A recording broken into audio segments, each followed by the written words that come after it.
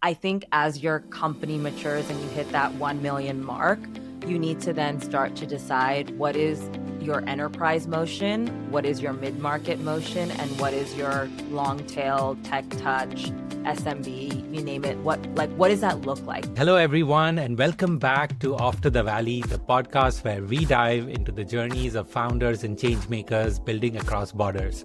I'm your host, Prateek Panda, and today I'm very excited to be joined by Anika Zubair, one of the leading voices in customer success and leadership development. With over a decade of experience building and scaling global customer success teams, Anika has helped companies drive retention, revenue growth, and customer impact. She's the founder and CEO of the Customer Success Pro, where she empowers customer success teams to become strategic growth partners. Anika is also the host of her own show, the Customer Success Pro, so go check it out. And it's a podcast that inspires customer success professionals around the world and shares their journey. Anika, welcome to the show. It's great to have you here.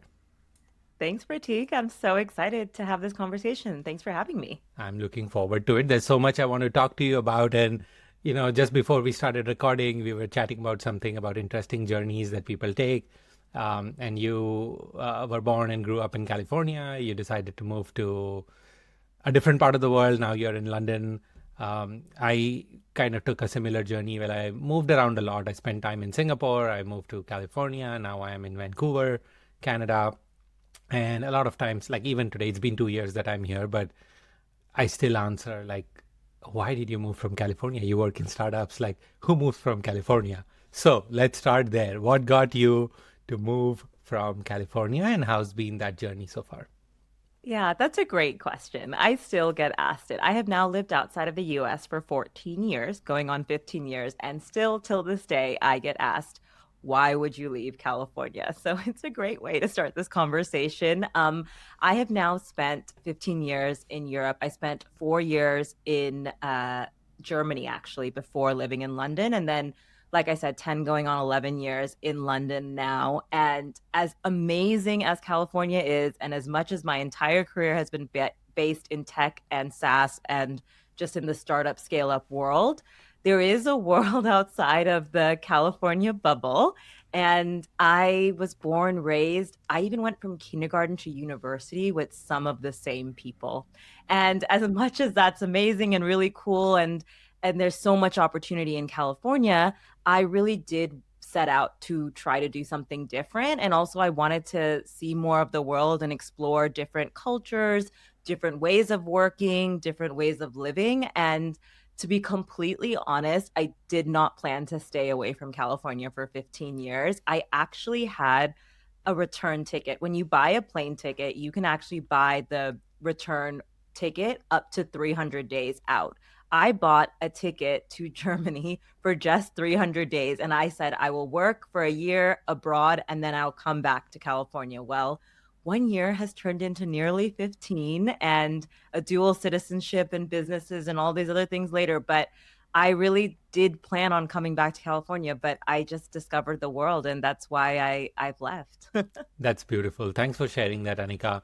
Has your perspective about people, about problems, this is not just professional, but I'm sure there is some influence on the professional side as well. How has all of that impacted because you decided to spend time in other parts of the world as well? Yeah, I think it all plays a huge role and a huge impact in how I've decided to carry out my professional self, but also my personal understanding of the world as well. I think living in cities around the world, living and working with different people, different culture, different languages, it's just shaped so much of who I think I am and how I see the world. It's not as scary as I think news and the world paints it out to be. People are actually beautiful and kind and considerate. It's just a lot of fear that drives, I think, the world sometimes in our mainstream media and what we hear about other cultures and other places. But I think having the opportunity to live in Germany and now in the UK has really shaped a lot of how I work, but also how I realize people are so different. Again, working in Europe, there are so many different languages. I mean, I was in Germany where my native tongue is English, and suddenly I was learning German and I was learning a different language. But then not only that, when you work in EMEA, for example, there are so many languages, and the teams I've run, I've had team members and team leads who native tongue is completely different to mine, just because of the diversity that we have to have when growing a European-based startup in the EMEA region. And so I just think that learning about different cultures, different languages, it's really shaped my level of understanding of different cultures, but also I think it brings out a sense of humility and humanity in the way of leadership that I end up leading, because I've suddenly learned so much more. And I can say this because I'm American, but Americans tend to really care about themselves and just America. And I think only when you take some time to truly be outside of the US do you realize how different worlds work, and also how different even tech and SaaS companies are when they're not based out of the US or their customer base isn't based out of the US. So for me personally, it really did open my eyes to a lot more of what the world has to offer, both personally and professionally. I think that brings me to a very interesting question. Is I've over the last 2 years of me running this podcast, I've spoken to immigrant founders who are not just in the US but in different parts of the world. Although a large chunk of them are in the US. But this question is to sort of like get your opinion on this, but also satisfy those, the intrigue in a lot of people that the US is the only place to go to when you're moving out from somewhere and you're building a startup. Have you gained some new perspective about, hey, you could potentially build your startup anywhere practically today, but what are certain things that could factor in about whether you should go to the US or not, or, like that you might have a different purpose of why you want to be at some place? Like, did you gain some more knowledge having spent time in California, in Germany, in the UK? How has that shaped your thought? Yeah, I think a lot of people might think I'm crazy. I'm a child of immigrants. My parents were immigrants to the US. They raised us, so I was first generation raised in the US, and then I decided to become an immigrant and leave the US and then end up in Germany and now the UK. And I like to say I'm British with an American accent now that I'm also a dual passport holder. But I think there is just so much of the world where you can actually grow a business out of. It doesn't have to be California, Silicon Valley, or the US. Obviously, there is a high concentration of people, of investors, of customers that understand the world probably that you're trying to build in, being software, B2B software, and tech, right? But I've also just become a part of this wider community within Europe. And there is just a whole different level of, again, European investors, European founders, like European talent. And it's such a different world here. And there's so many different things to consider when you're building, let's say, somewhere in Europe rather than in the US. And I think the thing is there is opportunity everywhere you go. And I think to any founder who's either listening or thinking of building a business, if you actually see things as opportunities to grow, it doesn't matter where you actually decide to establish. Of course, there's legalities of things, and I'm not going to give you advice on that. But I think from a mindset of, hey, I want to build something new and I want to bring it to a new market, I don't think borders have to do anything with that. It definitely has to do with your mindset and the ability to grow a business within whatever country or city you decide to establish yourself. Because I know tons of American founders who are now based in London who were working in US companies as individual contributors and then suddenly decided to become founders out of the UK because they're in, for example, finance, and there's a huge hub of finance in London as well. So I think it's totally a mindset thing and a determination thing rather than where you are. Of course, it helps when there's more people around you in a community, which is why I think America tends to be the decision making for most people to choose to be in California when they want to found a startup.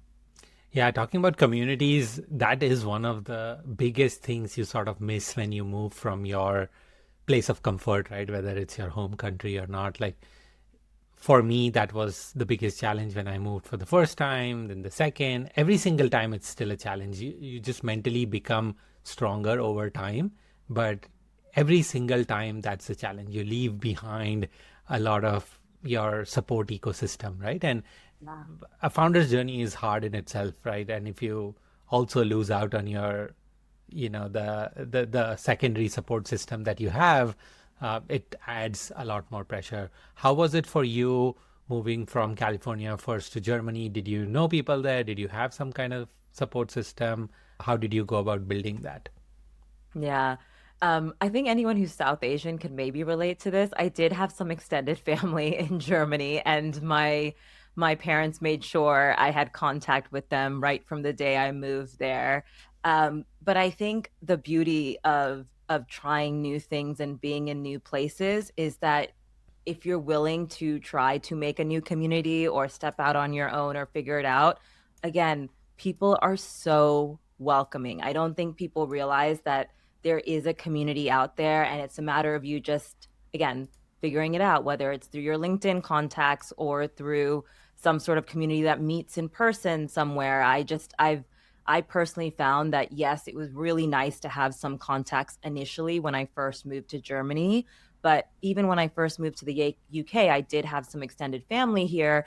But because of the roles I took on, because I was just so keen on making that community myself, I was able to find like-minded people in the cities that I found myself because I was putting myself out there. But I think it comes from you trying to make sure that you're building something, a support system around whatever you need as well. And I would say the other thing I've had is a really strong family support. My family is always questioning why I'm moving so much, but at the same time, they're always been there for me and always willing to be there for me. So, and these days with the amount of technology we have, everyone is just like at your fingertips. Actually, when I first moved abroad, there wasn't even iPhones. And well, there was iPhones. I still had a BlackBerry when I moved abroad, and Skype was still only on your laptop. So I had to like schedule time with people to catch up. So I think these days your community is much closer than you probably realize, and taking a step abroad is probably not as scary as it might have been 10, 15, 20 years ago. It's funny you mentioned Skype, and it made me think that there might be so many listeners right now who are thinking like, can't relate to this app called I'm Skype where you sorry, had I'm to load, aging myself. yeah, where you had to load money to go, like credits to Yeah, you go had to put call. money into Yeah, something to yeah, have a conversation, and it was yes, only like you couldn't pre-schedule it. You had to be online at the same time. yeah. It's incredible how far we've come, and that also brings that perspective, right? That it's so much easier to stay connected now, and like just having that gratitude is also great. Let's switch gears a little bit and talk a little more about your company, and uh, tell me a little bit more about the Customer Success Pro. Like, what encouraged you to start it? What's the journey looking like right now? Yeah, I love this question mainly because I'm figuring it out, and you're going to get my figuring it out answer, which is what probably every founder feels when they talk about their company. But as you alluded to in my introduction, I've spent 12 years in customer success, 10 in CS leadership. And before that, I spent about 3 years in sales, actually. And throughout my entire B2B customer success slash sales experience journey, I started to really see a big gap in the market. As a CS leader myself, I found that a lot of the CSMs that were part of my team or that I was mentoring on the side or anything, they were really lacking some of the like skills to be true business strategic leaders to their customers. And as a leader, I wanted to give them as much resource to level themselves up.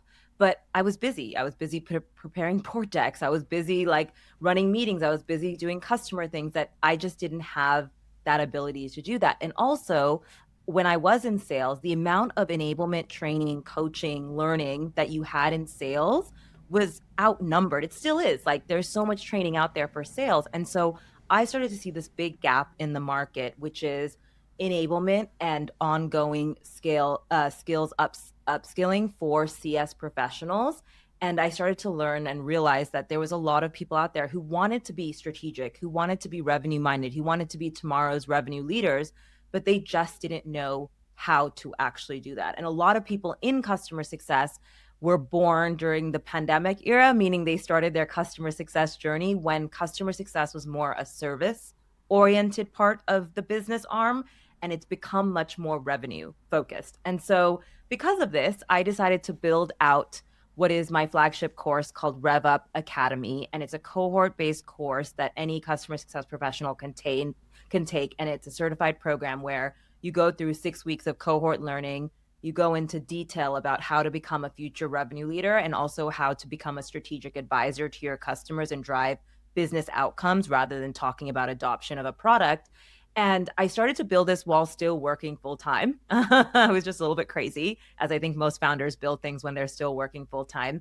And then I started to see a lot of traction take up early this year in 2025. So I started in 2024, and then I saw a lot of traction early this year, and I decided after speaking to some of my other founder friends that I needed to step out of the 9 to 5 and fully into the founder CEO role in order to see it grow. So now what it is today is it is Rev Up Academy, which is our flagship course. But a lot of the work I do is working with teams like Microsoft, Atlassian, Workiva, like global companies, and they bring me in as a trainer or coach for team events, one-off SKOs or kickoff events or team meetings or offsites. And I work with teams to really make their CS professionals or post-sales professionals into the future revenue leaders of tomorrow. So that's how it all started and where it's all going, but it's still a work in progress is what I like to call it. That's amazing. I think it's always work in progress, right? In the founder's mind, that you are so far ahead in terms of the thought process. Like you're already knowing what you want to build a year out, 2 years out, whatever, right? So it's always a work in progress. And thanks for sharing that. One thing I want to dive deeper on is um, the customer success mindset, right? From a founder's perspective, there's a lot of talk about founder-led sales, why it's important in the early days, but nobody talks about what founder-led customer success is, or even if that's a thing. So let's sort of tackle that first common misunderstanding. Like, what do you think is the misunderstanding amongst early stage founders on what customer success really means? Yeah, it's a great question. And it's really funny because I think if you're not considering customer success as part of your early part of your journey as a founder, you're probably going to limit the amount of funding and growth that you're going to end up in. Now, the startups and scale ups I've been a part of have all been VC backed companies, and most venture capital investment, if that's the route you want to go down as a founder, yes, of course, they care about founder led sales or the initial sales and the logos that you're able to attain. That's usually what gets your either seed or Series A round of funding. But almost any startup and scale up that wants to actually grow and exit and go through either acquisition, IPO, anything else, it all comes down to reoccurring revenue and the ability to prove out a reoccurring revenue model, which again, if you start early in your journey, it becomes that much easier for you to prove out down the line. Now, most founders, and again, some of the companies I've worked with, they realize this a lot later. And they're like, oh my gosh, we have problem X, whether it's customers are leaving or they're not adopting our product or they're not seeing value, whatever that case is, they only realize after 6, 8, 12 months of their customer being on their platform or service. And to be completely honest, it's too late at that point because that customer is already, especially now in the very competitive world that we work in SaaS, they're already looking at your competitor. They've already evaluated, maybe they can do a homegrown version of your software or tool and they can build out something that works for themselves. So I think the problem that I find with founders is that they focus so much on the initial sale because that's their big glory, wow, amazing moment, which is, again, I'm not taking away from that because as a founder, I get so excited when I close a new sales deal. But also as someone who comes with a customer success hat on as a founder, my customers that have already worked with me book bigger and larger renewals than any new business ever would. And that is how you build a truly like customer focused revenue engine, is when you're able to leverage your existing customer base to increase your revenue, profits and profitability over time, is by leveraging your existing customer base. Because if you think about it, which I like to talk to a lot of teams about it, you might have 100K in sales this quarter, which is great, but then you then have 1 million in customer revenue. So who's looking after that 1 million when you're so focused on just the 100,000, which is only 1/10 of your full profit and revenue line. So I always like to point that out, that sometimes we get so focused on the quarter right now in front of us that we forget about the year's worth of revenue, which is the million mark or whatever mark you look at. This sort of brings up a past pain of mine. And I remember one of the startups that I was running had the same issue, right? All of us as founders were so laser focused on the next quarter, like the revenue that we have to grow, that we missed sight of the fact that we had a leaky bucket. So it Mm-hmm. started to feel exhausting after a few quarters because we were working so hard to bring in new money and Mm-hmm. just starting to see so much of that sort of churn away with no intel, like why is that happening?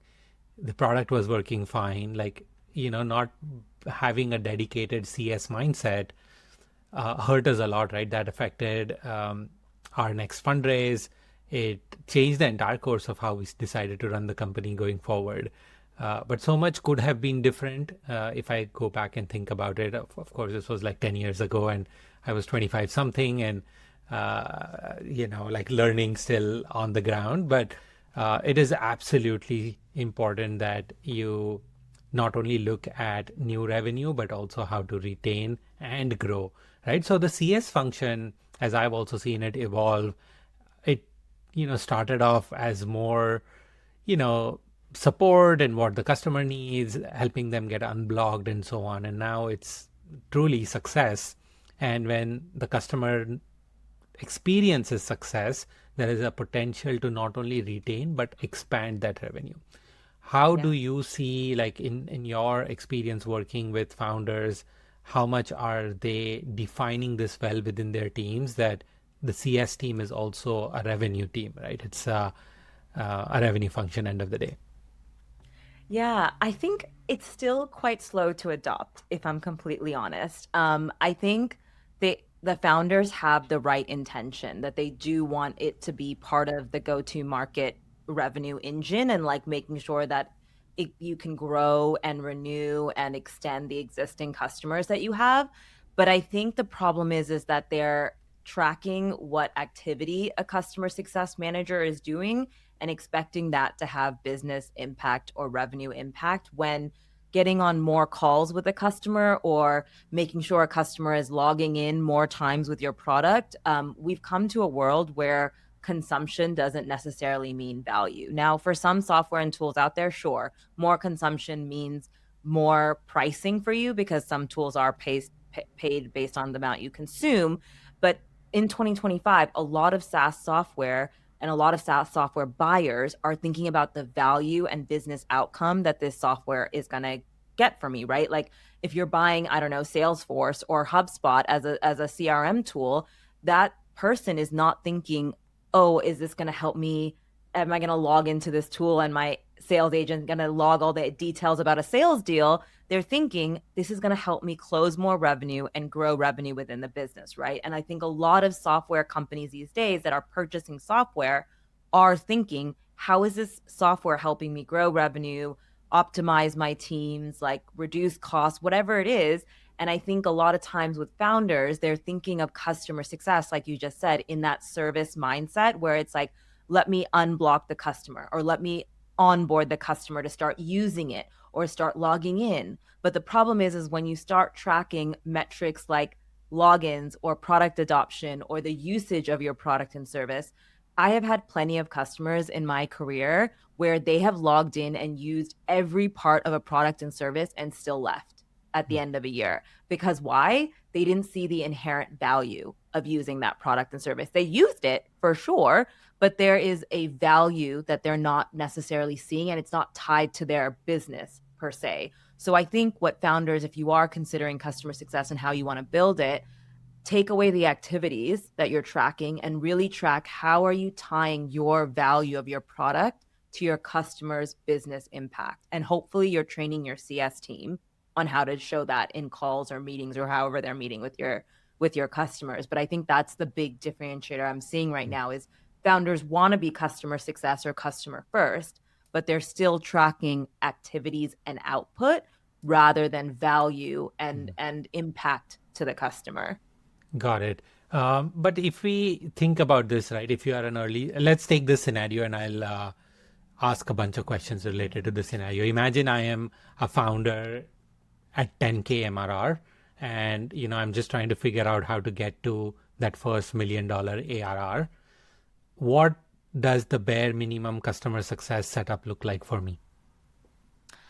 Well, I think it's making sure that you have like outcomes or goals outlined from your customers. So your customer is purchasing your product, but you want to make sure you're outlining like, hey, what are your first moments of wow, or what are you hoping to get in the first 3, 6, 12 months of using our product?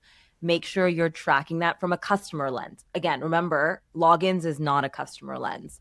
I'm talking about, again, if you have a CRM tool, how many sales deals did they close while using your CRM tool? How much business revenue did they grow? If you actually start thinking in customer outcomes and customer like impact to their business, I think that's like base level. Like if you want to start tracking that, because the second your customer, let's say you're selling a CRM software tool, the second they have 2 consecutive quarters where they're increasing sales closed, that's a clear signal that they're finding value in your product and service. And that's when an upsell motion can happen, but not until they see business value out of using your software and service. So if I were to say starting from ground zero, it's making sure you know what your customers' business impact is by using your product and service. I think that's a very, very good point because more often than not, when we think about all the metrics to measure, it is things like that, whether how frequently do they sign in and what was the first time they ran a particular job or whatever on the tool, right? Yeah, Like, it's because so, in SaaS, we have this huge problem that I yeah. like to say. It's called a we problem. And we care about we and us, and that's it. And like, I'm sorry, but a customer doesn't care about your we product. And as much as your product is your baby and this beautiful thing that you're building, they don't really care. They care about their business and their business growth. So, how is your product going to help their business grow at the end of the day? All right, That's what they care absolutely. about. Yeah, so basically figuring out a way to understand what is the business value your customer is going to get out of your product and figuring out a way to measure those signals would be Yeah. the best way. Okay, great. How do you segment users and understand more about like different segments of buyers when you like, especially because when you're in the early stage, almost every customer feels like a one-off case. So how do you build some patterns and learn more about customer journeys? Yeah, I mean, I think in the very early days, if we take the example of being like a 10K MRR early days, every customer is going to be great for you because you're Mhm. just trying to sign and grow every single logo. I think as your company matures and you hit that 1 million mark, you need to then start to decide what is your enterprise motion, what is your mid-market motion, and what is your long tail tech touch SMB, you name it. What does that look like? Because I'm guessing you're selling to different buyers and also segmenting your marketing efforts based on size of company, like size of teams, or some sort of ICP that falls into different segmentation. So just continue on that. So if you're selling to enterprise, then you're probably wanting to build an enterprise motion to your customer success arm as well. The same goes to mid market and the same for SMB. But I would say if you're first just starting off, use the segmentation your sales team is using to identify and sell to. And then as you mature and you do have all 3 segments, there is a different motion of customer success that applies to enterprise versus mid market versus SMB. But I think for ease, for any founder who's listening, like whatever you're selling is going to be probably what your servicing and success team is going to be helping with. Great. At what point do you think someone needs to hire a dedicated customer success manager? Or another perspective could be at what point do they go look out for hiring Anika? Well, I would say hiring a CSM is the day that you, as a founder, no longer can support the customers. And what I mean by that is that you're unable to get on the calls to show them through the product, the calls to actually show them value of your product, the calls to make sure their executives see value. The second that your calendar is too busy to do that, because again, it's really funny because once a founder is too busy to take sales or demo calls, that's the second they hire an SDR or an AE, right? Yeah. It's the same thing that goes the second you become too busy to have reoccurring meetings with a customer. So most CSMs speak to a customer once a month or so. I'd say that's pretty average, maybe once every 2 months for some smaller customers. So by the time, if you think about it, you're taking 10 to 15 calls every month with different customers. That's going to fill up your calendar quite a bit as a founder.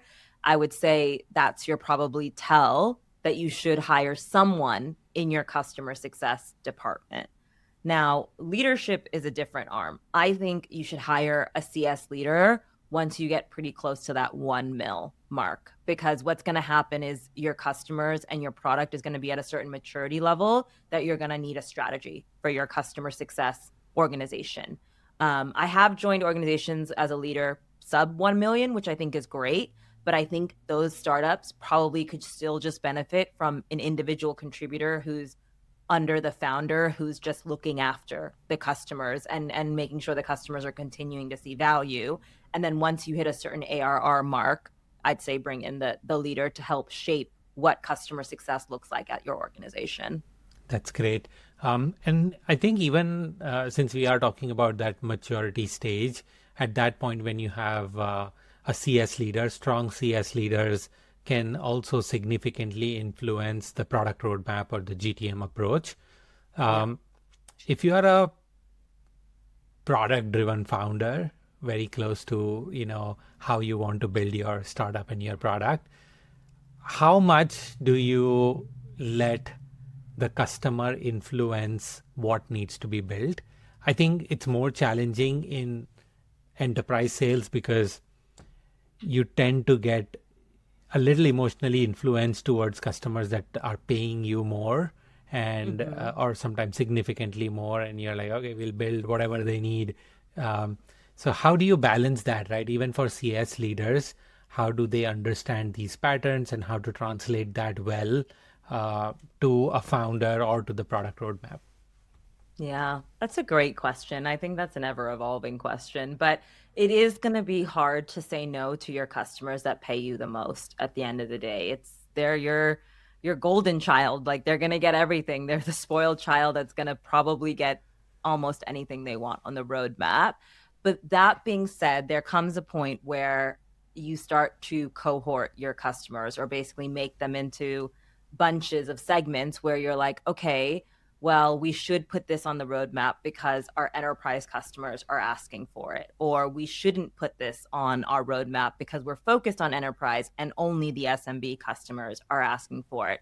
I think when you want to influence a roadmap as a CS leader, you have to really know the vision of the business. And this is why I say it's important for founders to have a really tight knit circle of their executive team or senior leadership team at a startup or scale up, because as much as sales leaders are influencing who we go and chase and actually close the deal, I think a CS leader should be a part of that conversation, because the type of customers you close are going to be eventually the customers that want to influence the roadmap. And you need to all agree, okay, as a business, we're focused only solely on the enterprise part of the business, and that's all we're growing. So as a leader, if all my SMB customers that are like old customers that were part of the product before it was even a product are asking for features, if we're not focused on it as a business, it doesn't make business sense for us to continue to focus in that. But I would also caveat that for any leaders out there, when you are influencing the roadmap, my biggest tip is to show like profit loss or some sort of revenue growth potential or potential churn. So like when you're talking about, hey, we need to build this feature for XYZ customer, instead of saying XYZ customer, I would say we need to build this feature because it's affecting 3 million in a potential upsell or 3 million in renewals or whatever. Like tie it to money, because then your founders or again your executive team is suddenly going to listen, because it's like, oh wow, it's quantifiable, it's something that we can track. And the same thing goes if your product team says, no, we're not going to do this feature functionality. We'll let them know by choosing not to put this on the roadmap, we are going to lose 500,000 in MRR or whatever it is. Like make it very clear and tangible numbers to your like product team as well as to your executive team exactly how these customers are influencing and why they're influencing the roadmap. I think that's very good advice. Thank you so much for sharing that, Anika. Talking about good advice, let's say somebody is listening to this podcast, watching it right now, whatever. If they are struggling with customer retention, what's one or two things they can do this week that could potentially either give them better visibility or start figuring out, okay, how to solve their retention problem? Oh, this is a good question. I'm not prepared for this, but I can try to answer this the best I can. I would say the two tips I have in the next few weeks, if you can do this, is one, map out business outcomes that your customer is expecting to achieve with your product and service. Now, we talked about this a little bit earlier, but really, are they trying to like grow revenue while using your software? Are they trying to save some money? Are they trying to like make the team more efficient? Are they trying to reduce risk within the team? What is the business outcome that your customer is trying to achieve with your product, and map it out, and then map all your customers to those 3, 4, 5 business outcomes that you've decided to outline, and then see if they're actually hitting those milestones. Like, are they actually getting money saved, growing revenue, reducing risk, whatever it is? I think that might be the easiest win towards retention, because if they're not achieving at least one business outcome with your software, even if, again, if they're logging in every day and using your platform, it's likely that they're going to be at renewal risk. So once you have all those customers listed, my first tip is like map all those outcomes, map all your customers to those outcomes. And then once you know if they are or are not achieving those outcomes, then go and reach out to the ones that are not and go show value in the way that you can to those customers, because those are probably your big red at-risk customers that are probably not going to renew or retain with your services. So I think if that's something you can do in the next few weeks, it's a big task. I didn't make that easy, but it's something I think will really help identify which customers are truly at risk and which customers are truly seeing value with your product. I think that's brilliant. It's a great way to like quickly get to know what's working or not from a customer's lens. I think that's been one of the key themes here is it's not about you. It's about the customer. So everything that you do for your CS initiatives has to be customer first. Yeah. Talking about customer first, like one great example obviously is Amazon. They've, continued to sort of uphold this statement of we are Earth's most customer centric company. And I know so many people in Amazon who work at Amazon, and it is ingrained in them like so deeply. It is company culture like no other, that all of them think customer first, whether you're building a feature, whether you're serving on support, whether doing sales, whatever. How do you inculcate that kind of culture? Of course, you can go back and learn from Amazon, but if you're a small company, right, how do you, as a founder, motivate everybody to start thinking about customer first? Or even, is that even a good thing to think about? No, I think it's a great thing to think about. And I think if we look at a lot of the major corporations around the world, the reason they were able to either scale or grow or be as successful as they are is because they did put the customer first. Now, I think it's hard to hear from some founders, but again, your product and service is only one part of this customer's entire company. And I think if you start to see things in their lens, in their eyes, in their business, it'll really shape how you decide to teach your team to show up as being customer first. But I think the more important part of this is what I tell teams I work with and the teams I've been a part of is that when a customer is succeeding, we are succeeding, like point blank. Like the reason why Amazon is so successful is their customers love them so much that they continue to always come to Amazon first. Like people default to Amazon over other options because they've had such a great experience and they just know and trust that Amazon's going to deliver. It's going to deliver on time. It's going to deliver within budget. They've now shaped their entire business that making the customer happy will result in them being successful, which will result in Amazon being successful. So if you put that lens on as a founder or as a business leader within in technology, if you say, what am I going to do today to make sure my customer is successful? Like, that's all that matters. And hopefully it's your product and service is one part of that. But if you keep telling your teams like their success is ultimately our success, it's a no-brainer whenever you look at any big company with successful customers. That's amazing, Anika. Thank you for sharing that. So now that we are coming close to the end of this session, I wanted to ask you a few rapid fire style, potentially fun questions. Um, what do you think is one of the most underrated skills for a customer success person? Curiosity and discovery. I think a lot of times we don't get curious enough with our customers and we don't ask direct or deep enough questions of them to really understand their business outcome. So I think it's underrated because I think a lot of great CSMs do this, but not so many people realize that they're doing this when it comes to asking the right questions and diving in deep into customer outcomes. Okay, great. Is there a book or a podcast or any person that you came across recently that inspired you? Oh, such a great question. So, as someone who creates podcasts, I actually I listen to podcasts about podcasts. So, I don't know if that's going to be relevant, but there are a few books that have come out in the customer success space that I'm happy to recommend that I absolutely love. The Strategic CSM, which is right behind me actually on my bookshelf, is a great book if you are thinking about being in customer success in 2025. Again, the Blue Book by Nick Mehta, that is the customer success handbook. It was my first book that I ever read in customer success.